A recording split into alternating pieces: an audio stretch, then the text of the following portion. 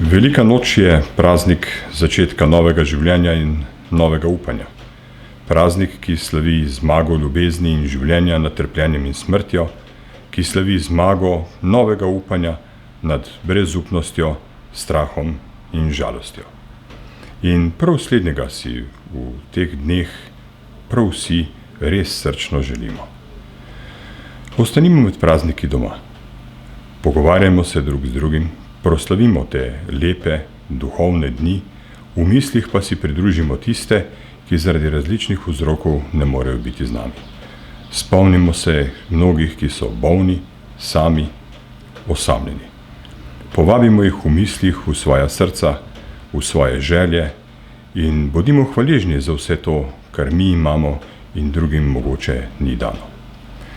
Bog je ljubezen ustvaril za vse čase, za vse ljudi, ampak od Boga in od ljudi je lahko ljubljen le tisti, ki ljubi sebe in druge ljudi, tisti, ki ljubi Boga, tisti, ki ljubi resnico, življenje, radost, veselje, iskrenost, delo.